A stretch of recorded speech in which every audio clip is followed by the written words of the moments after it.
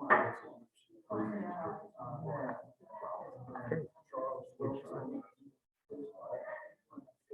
right. If I had a bell, I would ding it, but since we don't, No bell? no bell, and I missed the bell. That's my favorite part of this job. So That shall is I, my shall we favorite. find Mitch for no bell? Is that what we- I guess so. Mitch is our immediate past president. Has got the bell and the badges and. We got the Nobel. So you could win the Nobel Hang Prize. on, I don't want to get caught. Nobel. What? Sorry. You have to. I was a little late You on have that. to accept it. Please have it. Find out. So anyway, welcome. I'd like to especially welcome our past district governor, Tom Brennan. Well, hey. What's that title? Past district governor? Yeah. Past dinner guest. Well, actually, Permanent dinner, yes. I didn't get many dinners in this, my Rotary year, sorry. So we'll start by rising and doing the pledge of allegiance. I pledge allegiance to the flag of the United States of America and to the republic for which it stands, one nation under God, indivisible, with liberty and justice for all. A couple announcements, I guess. I'd like Jerry to take a couple minutes and give us a quick update about his Riley experience Yeah, we talked about Yeah. that. we talked about before I got here. Yeah. that. It was 7 o'clock and it was, no. For those of you that don't know, I texted Heather a picture and said, this is where I am. At Ryla, it brings students from all over the state and very basically to teach them how to do service projects, teach them about Rotary. I went last week, Sunday through Wednesday. Wonderful time. It's the highlight of my year. It is, they talk about when did you really become a Rotarian? And when I got involved with Ryla, that was when I became a Rotarian. When I worked at the school district, I would take vacation time and do it. And now that I'm retired, went back 2 years ago. They didn't have it last year because of COVID. Had 88 students. Unfortunately, one of our students was a no-show, which was very, very disappointing to me. Our other student really got a lot out of it, really participated, was a go-getter, and that was great. No problems. Central Missouri, University of Central Missouri, or whatever it is now. Warrensburg. It was nice facilities. It was kind of, it was different than William Woods, bigger campus, but seemed like it rained every day. We were transitioning from the dorm and cafeteria over to our meeting space. Very good. The projects are posted on the private Missouri Ryla Part 1 2021 Facebook site, and you can't get into that unless you were a participant or a sponsor, or not a sponsor, a counselor. But eventually they'll be posted on the Missouri Ryla website. So it's MissouriRyla.com. But I told the executive directors that if they needed somebody for this upcoming week, just let me know. I'd be more than happy to. And left Wednesday, I reminded them again, and Thursday afternoon, I got a text and said, hey, one of the Rotarians backed out, so you're in. Just did Mary asked this morning, are you excited to go again? Yes, I am. It is amazing to see some of the, basically we do like an amazing race to kind of keep them interested in finding places around campus. But when you get there, you get either a roadblock, like, I don't know if everybody's seen the Amazing Race, either a roadblock or a detour. And those are tasks that have to do with developing a service project. So it went anywhere from my group wanted to do toilets for schools in Eritrea, which is in Africa somewhere. And then another group wanted to do a playground for handicap accessible wheelchair bound students. is from anywhere from local projects all the way to international projects. And 2 years ago when I ran, there was a governor or a assistant governor came to watch the presentation, and one of the groups did that. Wheelchair bound, and he said, I've got 3 clubs in my district. We want to go together to do that. So I think at one point it had followers, 1,000 followers, about 60% of them were from all over the world. We are one of the only RILAs that is holding RILA this year. Everybody else kind of waited, just canceled, or actually canceled too early. They waited for a long time. And a province in Quebec called Rotary International and said, we would like to hold RILA. Do you have any tips? They said, call me. They cut it down. So, yeah, this is not, we call it, it's the Rotary Leadership Awards. In Missouri, we had an academy to that because it is a teaching academy. It is, they learn how to do this, and to see these kids come in and form friendships right away. And by the time you leave, it's like, you're my best friend. It's really fantastic. I absolutely, it's my year, it makes my year, especially now that I don't work with kids in school. So, so for me, for 5 happy bucks. Are you want to go ahead and do other fines? Happy bucks? I can do happy bucks and fines now. So, Okay, we'll just transition to that. we'll go with happy bucks first. Then we'll hit the fines. Anybody have any happy bucks this morning? I will put you in, I told the board yesterday, Liz is engaged. She'll be getting married July 1 next year. She got married and had a heart attack because she sent a text to us early June saying, what do you think about July 1st for a wedding date? A month? No, Dad, next year. Oh, okay. How you found out about the wedding on email?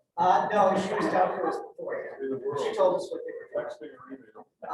Her and her partner Jesse are going to get married at my house or the house party. So we don't know. We're only doing what we've been asked to do. So far, the asked is not anybody writing in chat. So far, anyway. I added one more because Heather is here in person with us. You're welcome. I have a happy buck this morning because I was able to get Katie to take care of me today. I'm not getting around like I used to. So. Anybody else? Sure. PDG? I'd like to have a little more time on it. Okay. But I'm going to be right back. You want to change? No? Okay. Happy to have another PDG in our club.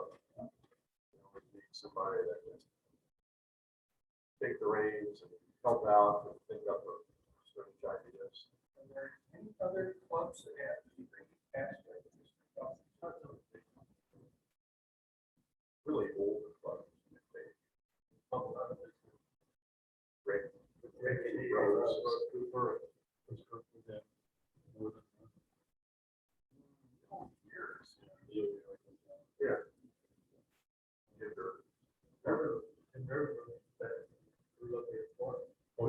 Yeah, so I think we're the only one. Okay, so far. I'm going to give 2. Got news yesterday that that our parish is going to have their carnival this year. We got the go ahead from county health department.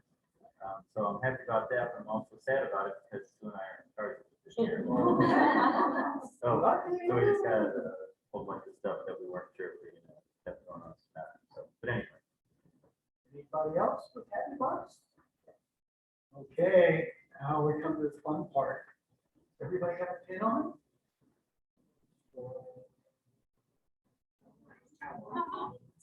Put my right pin on, but it's still set. I do. Oh,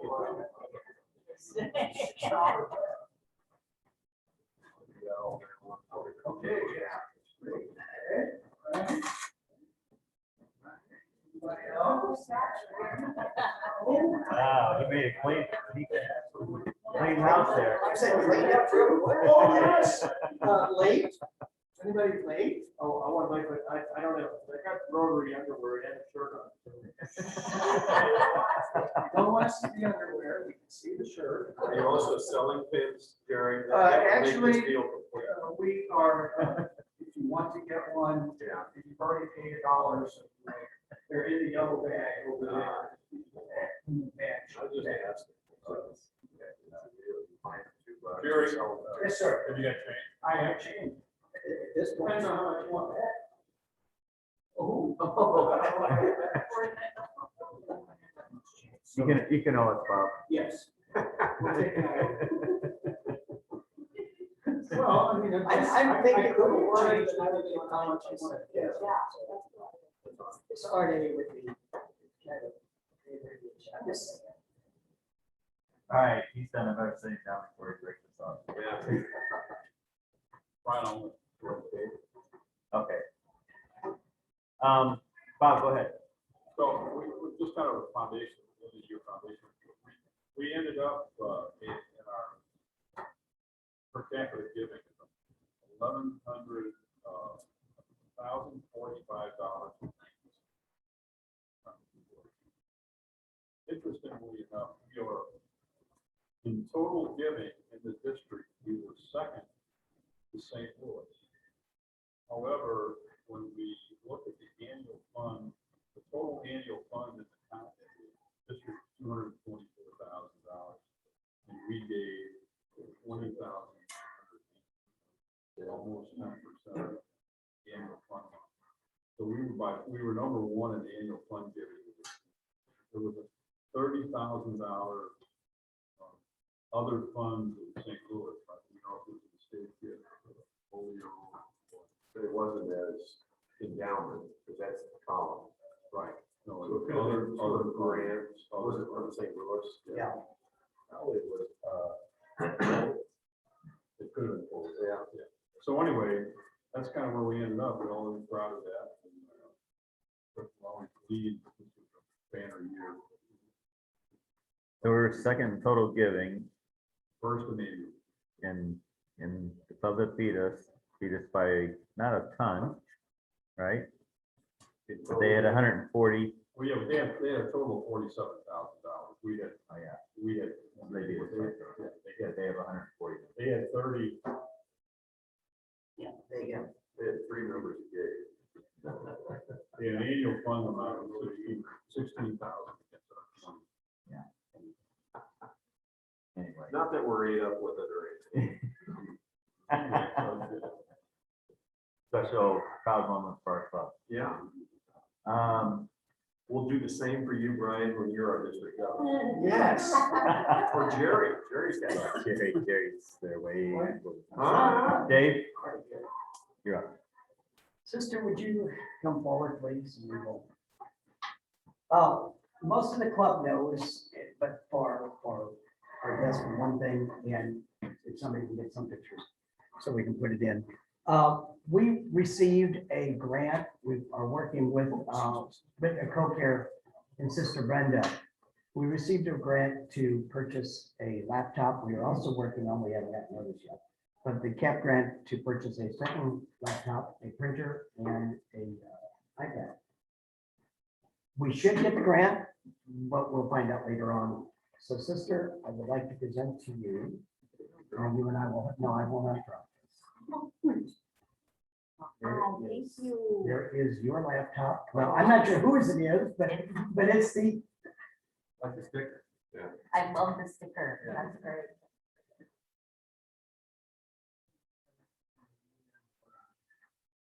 I can't hold my stomach in that one. Okay, am I?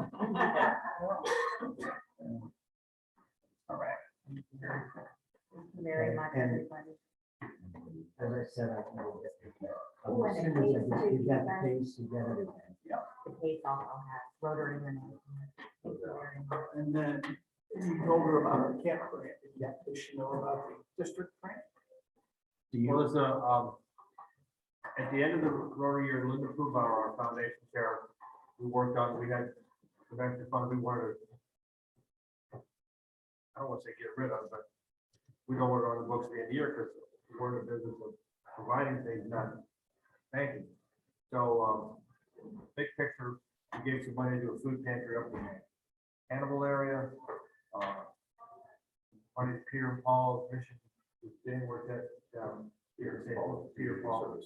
And, two food banks, one I call middle south, one way south, and then Sister Brenda had a wish list of a shed.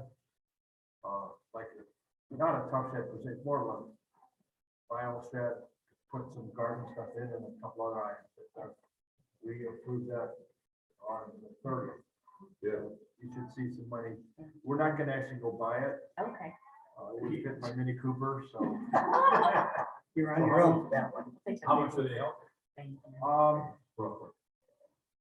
For this is funds left over for the district grant. About eight, in the $800 range. Okay. For this area here, Peter Paul wanted a dining room table, to seat like 16 people. They found one, that's pretty cool. Yeah, Todd turned me on to that, but Jane, if he was here, I just felt it was a great organization.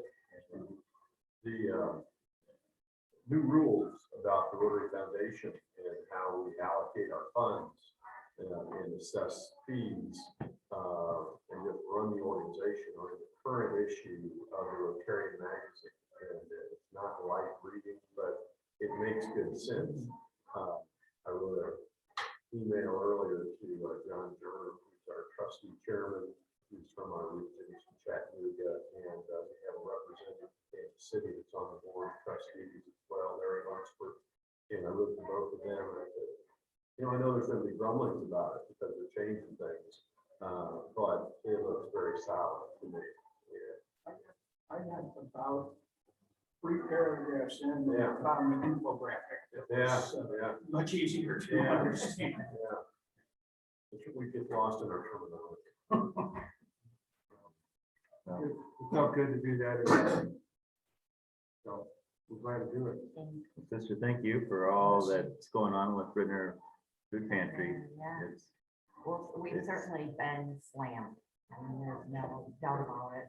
Well, how many families are you serving now, would you say? Right now, we're serving 55 families a day. 55 a Down day. from 80 families a day at the height. And I wanted to tell you what we'll be using this laptop for. Working with Operation Food Search and the St. Louis Area Food Bank. One of the things we'll be doing with the laptop in the iPad is it's going to really help us not have to enter duplicate information in multiple places in a spreadsheet so we can do, much quicker work in our office, get it sent to the food bank. Also accurate is going to be a big thing. The other thing I wanted to say is that the shed that Tom was talking about, I'm so excited about. Do I have it? Can I have it? Yeah, go ahead. Thank you. So 3 weeks ago, Convergent Technology came on their International Volunteering Day. And I don't know if you have ever, please come to the food pantry and have a tour anytime you want to have a meeting there. It's a beautiful facility and there's like a hidden courtyard in the midst of this building. And so Convergent folks, it was like a jungle of weeds. So they converted it into an herb garden for us. And so yet this summer, we're going to be able to have fresh herbs with recipes and ingredients for our pantry patrons so they can, begin using and appreciating fresh herbs. But the shed is going to be in our outdoor garden green. I don't know if you know Ernie and Jen Green. They're partnering with us on our project, which is an outdoor vegetable garden, which will be on the corner of like Milton and Shelley, where the buses, behind where the buses park for the Bridner School District. So we're partnering with Gateway Green on that project. and very anxious to have a shed for keeping our stuff safe. So thank you very much for helping us live out our mission and forward our mission and grow our mission. It's a very exciting time of great need. But we're doing a lot thanks to the community to help build the need. Thank you. One of the things besides the tour, what we, we like to be able to find a way to get back where we're coming there once a month to work, but it'd be the 7 to 8 o'clock hour type thing. I don't know if that can work out for you, or not, but keep that in mind. I absolutely will. We're gonna be starting evening hours. Would that help anybody? It might help a little bit. I like how you think. Yeah. But thank you. Appreciate it, sister, for all you do.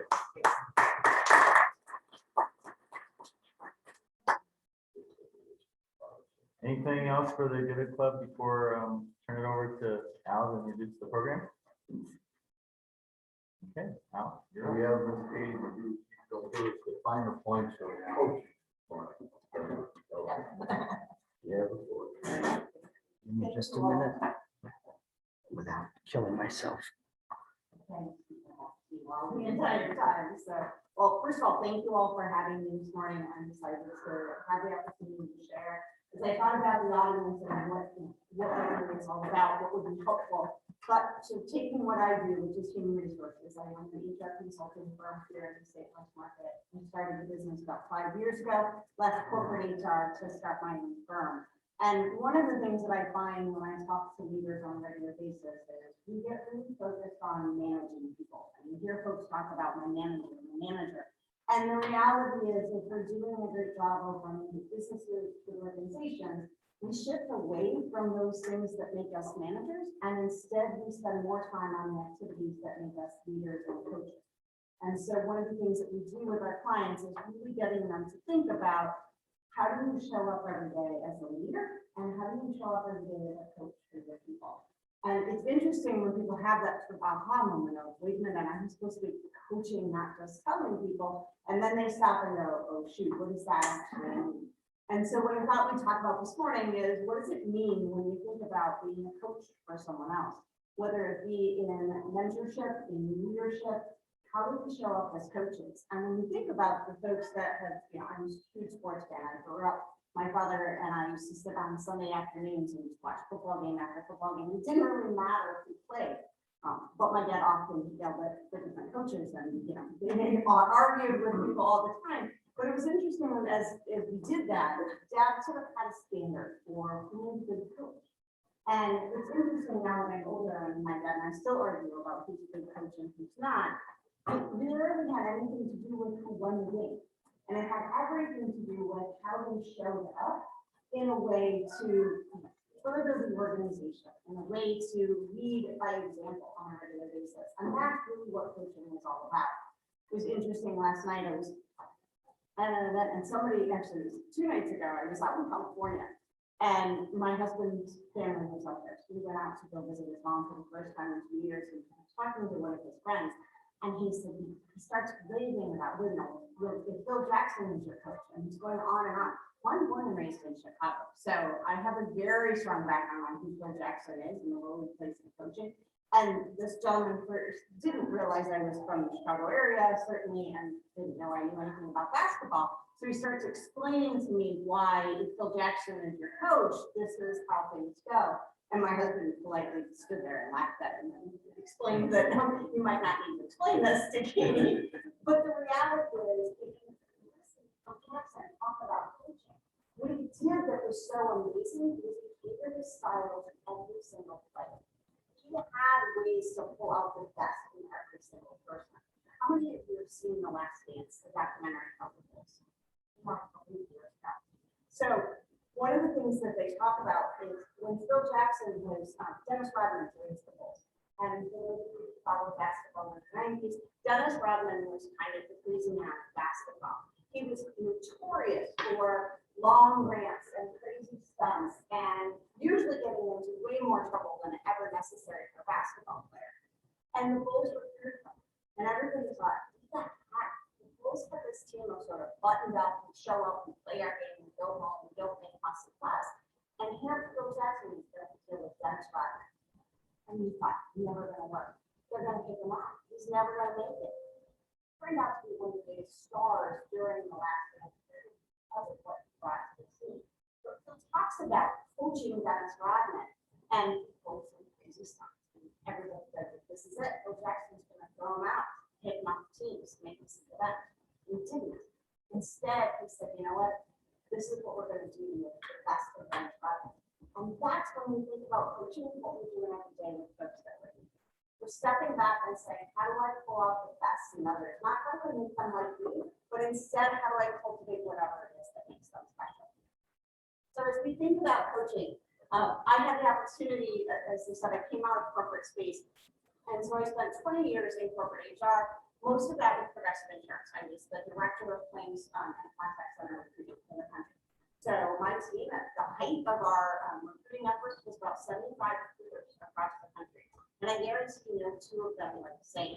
But one year we had to take the entire team through a pretty big transition. As recruiters, they have been responsible for sort of filling positions that came that direction, and whatever a hiring manager told you to do, that did. Your order takers on a regular basis. And we said that's not really what we need to be. We've got smart people in these roles. They should be trusted advisors. So it took a team of 75 folks that were used to doing whatever they were told by every hiring manager, which was very inconsistent and not productive, to teaching them to be trusted advisors. And I'll never forget that the first, if we're sitting there planning out how we're going to develop people into this new role, we had to build a list of who did we think would be rock stars in the space? Who did we know would probably get there eventually, but it would take them a while? Who did we probably lacking in skill sets and action? And what were we going to do to help them as best as we could, or help them find their roles in the organization? And it was amazing to me 2 years out when we went back and looked at that list. And the number of times we had somebody that had been on the rock star list who hadn't made it. Because for us, they hated or we were trying to get them to go. And on the other hand, we had 2 or 3 recruiters that we really thought, oh, it's not a chance this will exist.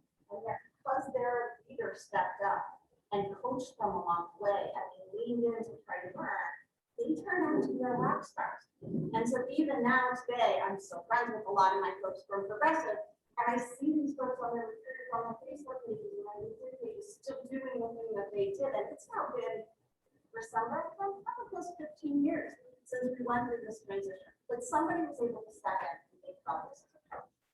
So what do we mean when we talk about shifting your mindset from manager to coach?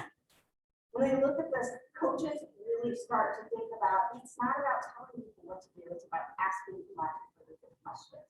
And if you think about the really great coaches that you work for, whether they were in a leadership space in Rotary or if they were in a workspace, they were the person that instead of giving you the answer all of the time, they asked you what you thought. They were that person that said, well, tell me what you're thinking, tell me what you're considering in this situation. It tends to help make us think as opposed to just giving us direction. I love this second piece is they focus on developing us versus fixing us. When I think about the recruiters that turned out from being people that were struggling in the role to being people that were the rock stars, it wasn't because somebody said, here's what you're not good at, stop doing it. We didn't have to fix people, but instead we looked at what are you great at and how can we get you to do more? Get people in the right roles, what is it from Good to Great, put the right people in the right seats and then watch them soar. It's all about finding what people are strong at and then giving them the tools to leverage that piece of it. Coaching is about focusing on the people, not on the process. So if you watch yourself in manager mode, it's all about what's the process that I do, what steps do you take. But in reality, if you start focusing on not just the steps, which are important, but more important, why are those steps needed that are actually work? When you talk about coaching and developing people, you have to ask people questions about why are you struggling. Oftentimes I'll have a client call me and they're struggling to get their person to perform the way they want. Like, well, we just keep telling them what to do and they're not doing it. Aren't registering that. So instead of telling them what to do, maybe instead we ask, walk me through how you're getting from A to B. Walk me through your process so that I can hear it in their words, because in their words, you will find the things about taking the focus off of why aren't you listening to me? And instead, put the focus on how do I listen to others. The biggest piece is this last line, the second to last line here, where it says, stop focusing on what and start focusing on why. When people understand why they're trying to do whatever it is you're trying to get them to do, you will start to get very different outcomes. And so as coaches, we spend a lot more time talking about why we want this change to happen. When we get into too much what, now I'm simply dictating to you those key pieces. And so we really, as we start to think about how do I develop my coaching skills, spend time thinking about why does this change happen. In my space, we roll out a lot of the NHR, we roll out a lot of changes to people, right? Whether it's a policy change or a process change or sometimes work situation changes. We get really used to as managers, we just say, here's the new policy. Do it. Don't do it. Don't do these things anymore, right? And we just lay it out there and then we walk away. And then we're frustrated when people aren't bought it. When we roll things out for our clients, one of the things that I will often ask them to do, especially since I'm third party on outside of their day-to-day, is, well, tell me why you're making this change. What's behind it? And you hear them actually give great explanations as to why they're doing the things that they do. You know, like, but people still aren't getting it. And so, well, how many times have you said what you just told me to the person on the other end? But they should know it. They're here every day. They don't know. They're not in your head.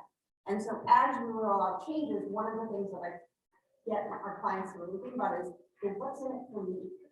When you're coaching somebody, you have to help them see what's the value to them of making these changes. And so coaching is all about focusing on the why, not just telling people it, but helping people understand what's the value to them of making a change. Where do they get over the long run? And then empowering versus controlling. The more we put things in other people's hands, the less time we have to spend sort of really dictating to them what to do. Give people the end game and then help them coach along the way to get there, as opposed to telling people every step of it. We took clients through a leadership training a couple of months ago. And it was interesting, there's a group of folks in manufacturing. Mostly, I had a couple of folks on the calls from Georgia, a couple from Reno, and a few from the Ohio area. And for the large part, most of these folks have been in manufacturing leadership for most of their career, but they've never actually been through a leadership session. And we went through this conversation and talked about the difference between manager and coach. And he said, like, one of the gentlemen said, Katie, I've been a manager my entire career. I should have been a coach. And he said, but nobody ever told me I was supposed to be a coach, giving me the title of manager. And so again, it is literally being intentional about how do we actually develop people? And we don't develop people by being good managers, we develop good people by being good coaches. But it is a mindset shift, and you really have to be aware of it on a daily basis. So when we talk about coaching in the workplace, what are we actually talking about?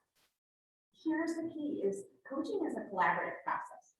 Managing is a one-way process, right? Managing is I tell you, you do it, we're good to go. But coaching means we have to have conversations. And most importantly, we're having conversations where the individual you're coaching is doing more talking than you are. When I think about my great coaches as advocates and not so good coaches when I was younger on the field, the ones that stood my high school softball coach stood at third base and yelled about just about everything, right? He was not a good coach. He won a lot of games, but he was not a good coach. On the flip side, one of the gentlemen that probably my softball coach when I was 9, taught me very little about softball, but taught me a ton about how to show up on a team. And he would often just sit and ask questions. And what was really interesting is as I got further into that year, my father had convinced me that I should be the catcher for our softball team. This was fast pitch softball, and that's you need to be the catcher. But Dad, I don't want to be the catcher. And he said, no, you need to be the catcher. I said, Dad, why would I want to be the catcher? He said, because nobody else wants to be. So if you want to play every game, you should be the catcher because nobody else wants to do this. Seemed pretty reasonable to a 9-year-old, so I decided I would volunteer to be the catcher. Well, there was one small problem with this theory. I was terrified of getting hit by the bat.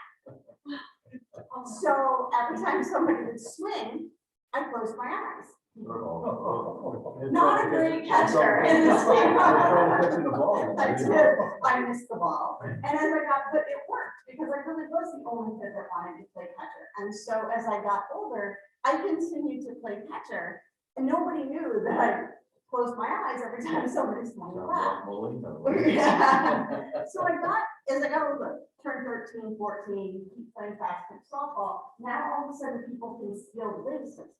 So the kids can run from first to second while the ball is coming at me.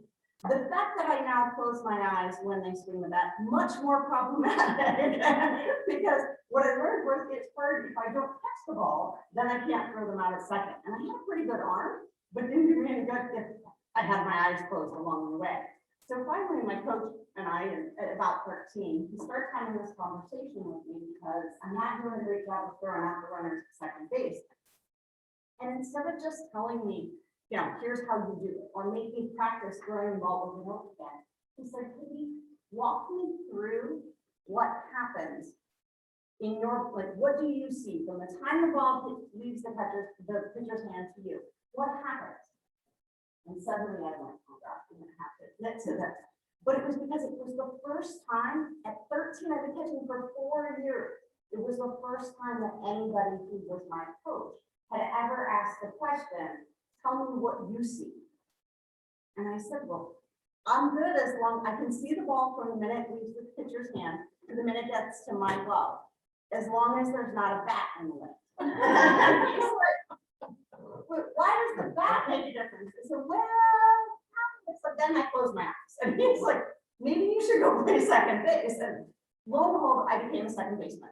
Best move ever. I didn't play it nearly as much, but it was a lot safer for me and everybody else on the field. But again, it was the first time that somebody decided this was a two-way relationship. This was a conversation. So as we think about leading people, sometimes when we just stop running drills and making people do it the same way over and over again, with the assumption that sooner or later they're going to get good at it, sometimes we need to stop and step back and have a conversation to say, tell me what you see. Tell me what you get from your lens with your own set of filters, and see if we can then change and correct from that perspective and teach new ways around things. So coaching is about advocating. Coaching is about mutual agreement on where you're trying to go. The coaching relationships that have failed are, for me, are the ones where we never agreed out front on this is where we're going and this is why. And most importantly, at the end of the day, we're actually trying to get change. We're trying to see somebody grow. We talk about these students and their opportunity to really get in and make a difference and do something very differently. It's not simply because somebody gave them a set of tasks or put roadblocks in, but instead because they have folks like you who show up to be mentors and to coach along the way, not to manage. Cultures of coaching are really cool because they're places where everyone is giving and receiving feedback. When we create a culture of coaching, I don't have to be in charge to be the one coaching. In fact, some of my best coaches from a peer perspective have been peers. Or mentors or people that I've never reported to at all. But when we create environments where everybody is trying to help somebody else get better, we change the way we interact with each other. It's why we join organizations like Rotary, right? Because you want coaching from different people, not just the person that's technically got the title to go with it. We stretch our thinking, and most importantly, we actually take the time to stop and think about our health. We don't just go through life checking boxes and crossing off the checklist. The other piece about coaching is it's very outcomes driven. So again, it's not about do it the way I said, but it's here's the end goal. The goal is to get into the end zone. How you get there is up to you. I often talk about it. It's like doing bumper bowling. I'm going to put the bumpers in the gutters to make sure you don't go too far to the left or too far to the right. But how you get down the rest of the path can look a million different ways. These are some of the coaching skills that are so critical. And some of these come very naturally to some of us, and others can be really, really challenging. But it's important that you step back and think about when I'm being a coach, how do I show up? And more importantly, which of these things come naturally and which are the areas that you maybe need a coach to develop you as well? A couple of my favorites, the listen to learn. So often we listen to respond, Even when we're engaging in active listening, sometimes we're so focused on the listening part that we forget that what we're actually trying to do is to learn. So when we ask the question about help me understand what you see, help walk me through how you got here, we actually need to listen, not know what the person did wrong, but what is it that is going through their brain? What is it that's connecting the dots for them? The other one is to build trust. This one has been engaged in a lot of really interesting conversations as I've done these workshops. I broke a group out of, it was that management class, that manager group that I was telling you about. I broke them out into sessions and we were into, so we did breakout rooms. And I asked them a question. I said, tell me what builds trust with your employees. Like, how do you build trust with your team? And I put them all in breakout rooms and gave them a minute to kind of get the conversation started. And then I started popping in. What was really interesting was each of their conversations had gone through all the things that employees do that either builds or breaks their trust. And I pulled everybody back and I said, can anybody tell me, like, remind me, what was the question? They said, well, how do we build trust and what breaks our trust? And I said, let's clarify. This is you as the leader building trust with them. And one of the gentlemen he was the senior leader in the group. And he just looked at me, and sometimes Zoom facial expressions were absolute priceless. He looked at me and goes, well, there's a mind-blowing concept. And I asked him, and so look at me, he goes, I'm not even being facetious. He said, it has never occurred to me that my job as a leader is to build trust. He said, in fact, I get a new hire and I go, I'll give you a bit of time and then I'll let you know what's like. I'll see how I trust you. He said, it's always been on the employee. It's never been on me. And so the reality is when you're leading, and particularly when we're coaching, people don't follow coaches if they don't trust them. So what are you doing as a coach to build trust? As opposed to assuming that it's somebody else's job to trust you. Those are some of the key things, and all of these things come around in terms of how you show up regularly.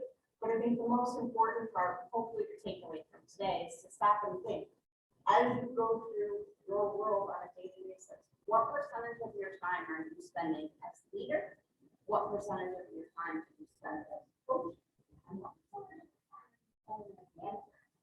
And if those ratios, if we're not spending more of our time as leader and coach, we're spending too much time as manager, then we're not really developing our folks. And most importantly, we're not leaving the mark and getting out. So I will glad to share slides so that folks can refer back to these, but each of these is a skill set that is a good opportunity for you to stop and think about whether in your volunteer world, whether it be in your work world, however it shows up for you, how do you leverage these every day to make sure that you're being a good coach?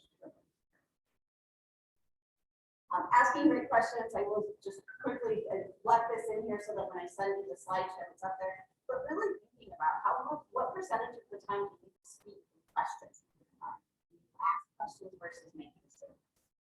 At the end of the day, stop and ask yourself whether or not you're ready. And if not, how do you start to build these skills yourself? There's a couple of great resources. 5 Dysfunctions of a Team is a great book around being a coach. And Crucial Conversations is another one that I'd love to do. But there are all sorts of podcasts and reading and different things out there and different skill sets that can be fantastic. We do leadership training on a regular basis as well. And gives you options from that perspective. That kind of opens your brain with sort of a mindset for you. Are there any questions? The challenge, I guess, I see sometimes is, so when you ask questions on how would you do this, or, you know, or how can we do this more efficient or whatever, and the other person comes up with something that you know isn't going to work, then all of a sudden you invite them and you shut it down. It just blew up everything. You definitely did. One of the key things is when we start to ask questions, we need to be prepared to continue to keep asking them. So helping somebody continue to learn and understand why that works. So if I ask, hey, give me an idea on how to be more streamlined on this, and they come back with an idea, even when you recognize that it's not going to work, as opposed to leading with that, stop and say, okay, walk me through how would you see that working? what are some of the benefits? What challenges might we run into? Every question leads to another question to help them get to the conclusion of that's not going to work versus us shutting it down. And sometimes the question, if somebody's still not understanding it, sometimes gently redirecting the question of, if this were to happen, how would that then get addressed? Or what other suggestions might you consider? So that you're not saying no as much as you are to gently nudging in the right direction. It's a continuation of questions. Yeah, I see this more in other volunteer organizations where you're really not over anybody, you're just trying to work together. They're volunteers together, so. It's really hard. I just want to volunteer with my business fraternity alumni. We do a lot. And it's so funny because I'm on committees that I used to chair, and so you watch somebody come in and they're new to it, and they're so excited, and they're full of like, let's do all these things. And then you're like, oh, that is going to go horribly wrong. And I know this because I did that and it went horribly wrong. But how do you keep yourself from simply, telling people that, but instead asking that, what might happen in business, what challenges would we foresee? How would we handle this?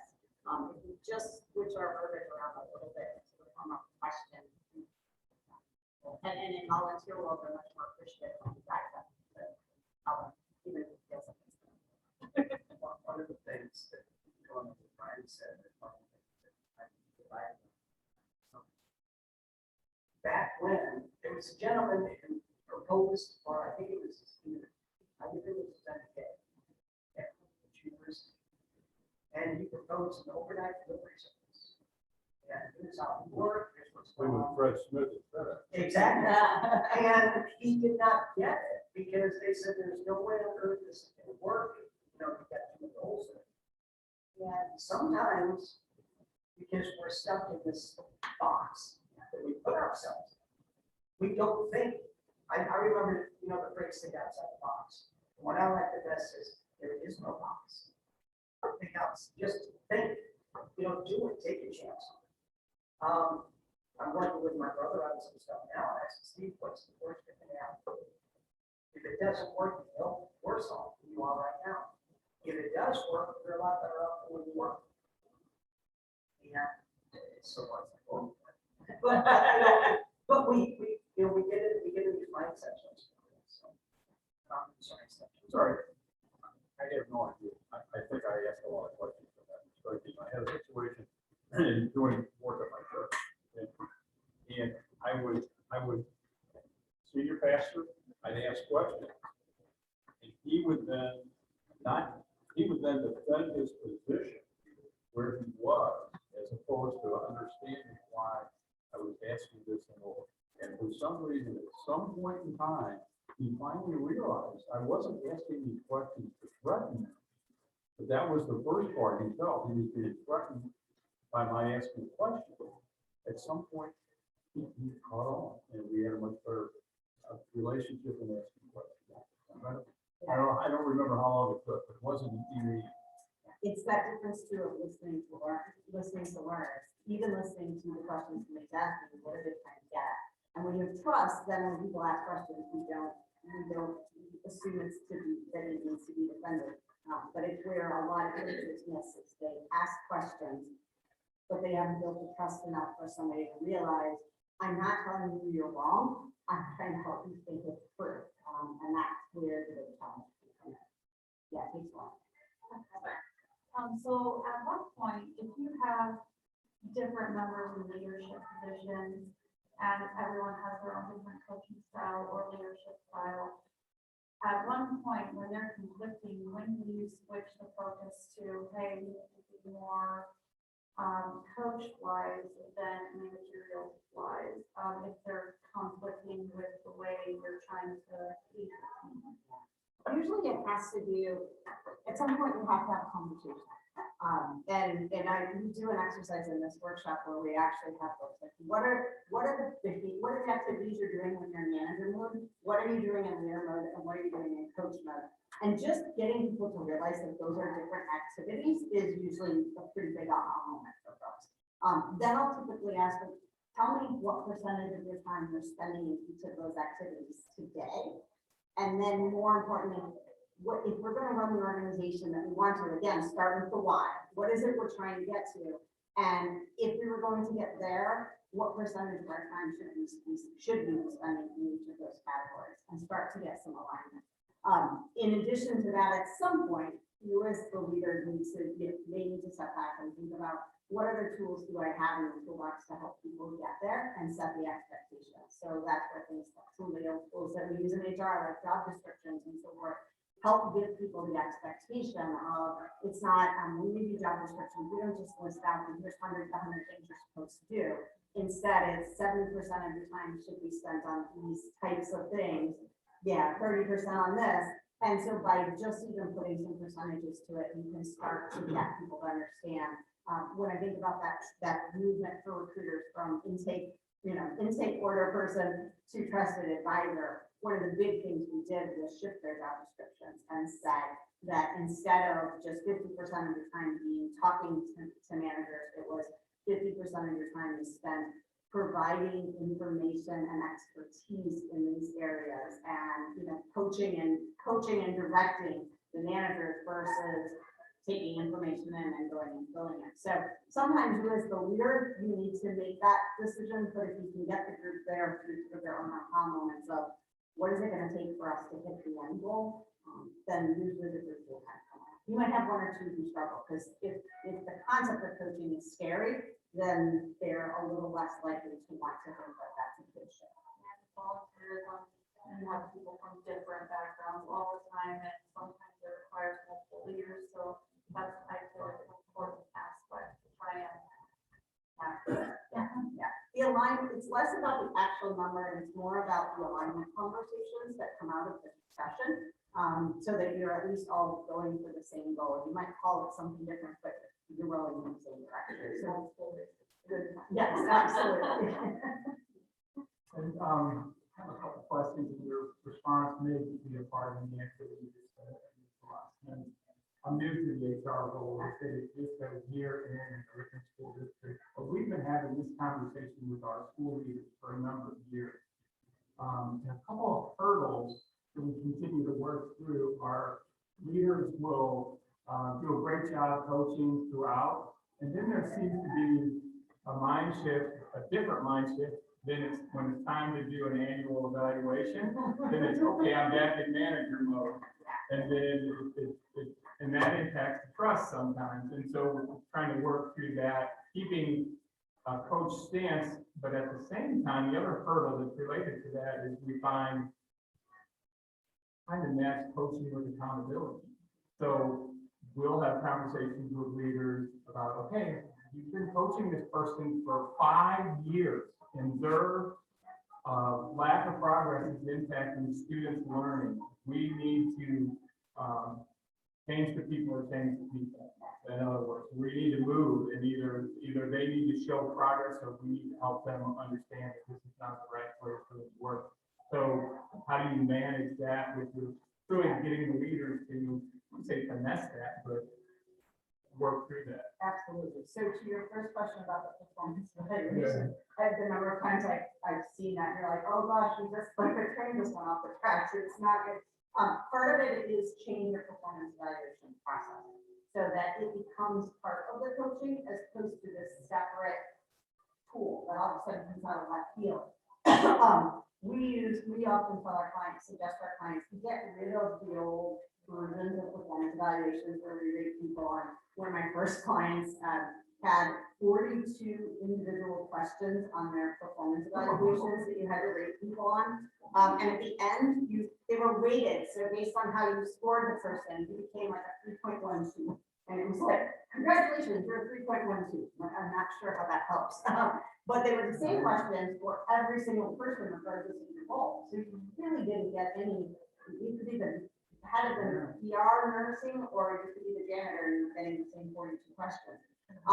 We actually suggest taking that out and instead going with a system that's much more aligned with the coaching concept. I use it and keep it simple so that the idea is you keep people forward focused.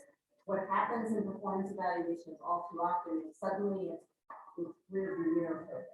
And when you do that, we're pulling the switcheroo on folks that doesn't feel good. So if you can keep them forward focused on things like what should this person start doing, stop doing, and continue doing, now it's more formalized, but it's looking at the front of the windshield. So that will help keep that. And then still putting it in a, again, it's about building a process so that there is some accountability to it, making measurable goals and objectives and things that folks are doing as part of the coaching. And so that will be that balance of being able to be accountable. And the reality is, it's probably a lack of trust. If we don't feel like we have somebody's trust, then we're hesitant to hold them accountable. But in real trust, we actually are vulnerable enough to say, you know what, you're not meeting the expectation.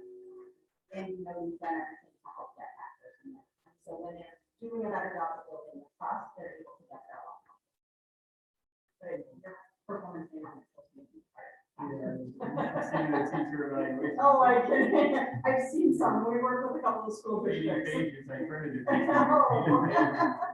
of indicators. Yeah. And how would they ever know how to, which ones to focus on? So how can- Comes arbitrary. Thank you, Kate. Thank Appreciate it you. very much.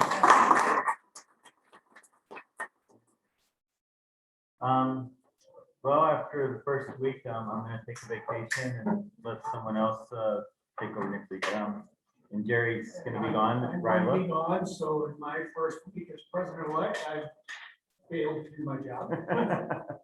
Hardly.